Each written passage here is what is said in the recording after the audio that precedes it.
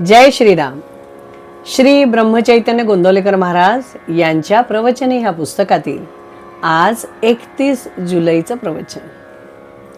पाहता पाहता प्रवचन वाचनाला आज 7 महिने पूर्ण झाले आणि खरं सांगते, रोज एक नवीन प्रचिती आणि रोज एक नवीन समाधान, एक नवीन आनंद महाराजांनी दिला. आणि एवढे महिने मी कसं काय वाचन केलं मला सुद्धा कळलं नाही. अगदी सहजरित्या आणि अक्षरशः प्रकृती अस्वास्थ्य असताना सुद्धा मला कधीही असं वाटलं नाही की वाचू नये. इतकं छान मी एन्जॉय केलं. थँक्यू महाराज. तर आजचं प्रवचन, आपण भगवंताचे झालो तरच सुखी होऊ. आपल्याला साधायचे काय हे ध्यानात धरले पाहिजे.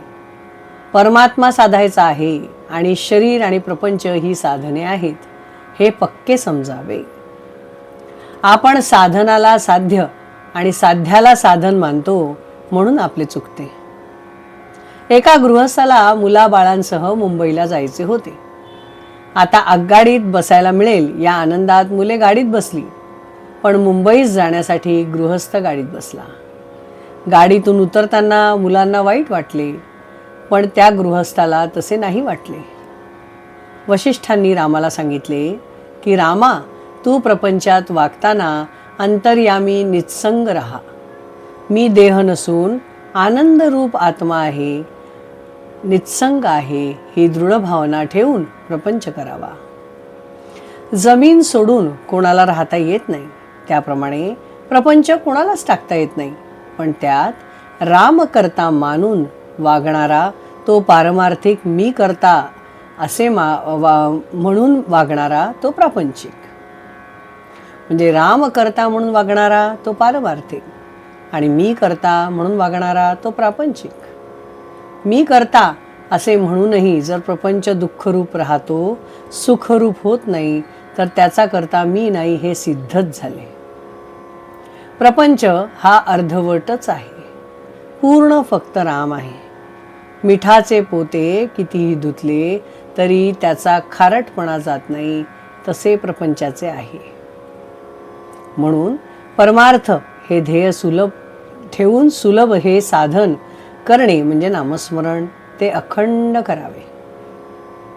प्रपंचात आपण किती कष्ट करतो तितका मोबदला मिळत नाही, तरीही कष्ट करतो. परमार्थात तसे नाही. परमार्थ जितका जितका करावा तितके तितके समाधान अधिकाधिक असते. आयुष्यभर प्रपंच केला तर मृत्यूसमयी प्रपंचच आठवेल. म्हणून प्रपंचाचा हव्यास धरू नये. प्रपंचातल्या वस्तू आज ना उद्या जाणार हे जाणून त्यांच्याबाबत अलिप्तपणाने वागावे. ही वृत्ती अभ्यासाने आणि वारंवार विचाराने वाढवावी.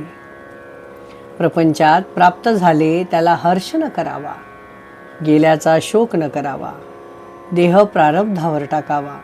हे साधायला एक मोठी परिणामकारक आणि सोपी युक्ती आहे. आपण रामाचे व्हावे. राम ठेवील तसे समाधानात राहावे. हे सर्व विश्व आणि अखिल प्रपंच ईश्वराचा आहे. तो ज्याचा त्याला देऊन टाकून मोकळे व्हावे. सर्व ईश्वराचे आहे, माझे काही नाही असे समजणे म्हणजे ईश्वरार्पण करणे. आपण भगवंताचे झालो तर सुखी होऊ, नाहीतर दुःखी होऊ. धान्यातले दगड, माती, पाकड निवडून बाजूला काढून धान्य जे सार ते घ्यावे.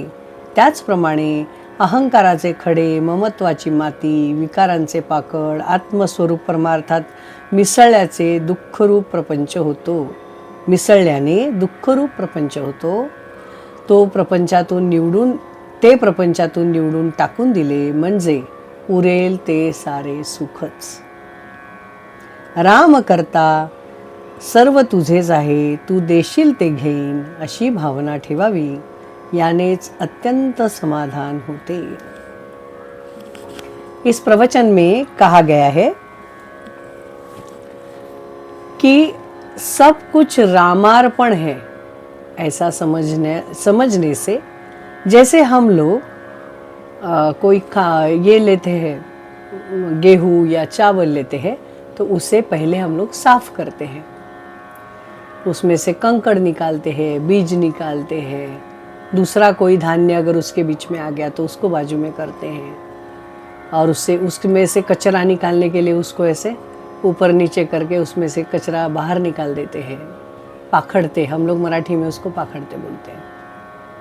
तो ये सारी चीज़ें, इसको हम लोग इससे कंपेयर करना चाहिए जैसे अहंकार के पत्थर और ममता की मिट्टी और हमारे जो विकार है, जो वासनाएं हैं, वो है पाकड़। इन सब को निकाल कर आत्मस्वरूप से हम लोग परमार्थ में अगर राम के साथ जुड़ जाएंगे तो इससे बड़ा सुख आपको जीवन में कोई नहीं मिलेगा। प्रपंच जो होता है वो आधा अधूरा ही होगा, वो पूरा है ही नहीं। उसका ठहराव, उसका होने का तरीका ही आधा है। तो उसमें से हमको पूरा सुख तो मिलने से रहा, फिर भी हम लोग इतनी कोशिश करते हैं प्रपंच के लिए, हमें दुख मिलता है फिर भी हम लोग कोशिश करते रहते हैं। तो इतनी कोशिश हमको राम को मिलने के लिए अगर हम लोग करें तो, और अगर हमें सच में भगवत प्राप्ति हो जाए तो इससे बड़ा सुख इस जीवन में, मनुष्य जीवन में दूसरा कोई है ही नहीं। हमारा क्या हो जाता है, हम लोग भगवान को ऑप्शन समझते हैं और प्रपंच को हमारा कर्तव्य समझते हैं। उल्टा होना चाहिए, भगवान का नामस्मरण कर्तव्य होना चाहिए और प्रपंच आपका एक ऑप्शन होना चाहिए। तो हम लोग उल्टा कर रहे हैं, इसीलिए हम लोग दुखी हैं। तो अगर आपको सच में शाश्वत सुख की प्राप्ति करनी है तो मेरा रोज का डायलॉग है, नामस्मरण कीजिए, खुश रहिए। जय श्री राम। श्री राम जय राम, जय जय राम। श्री राम जय राम, जय जय राम। श्री राम जय राम, जय जय राम। श्री राम जय राम, जय जय राम। श्री राम जय राम, जय जय राम। जय श्री राम। इस प्रवचन के मेरे जर्नी में मैं एक बात तो आपको खुलकर आज 7 महीने के बाद 100% बताती हूँ कि आजकल मैं खुश रहती हूँ। जय श्री राम।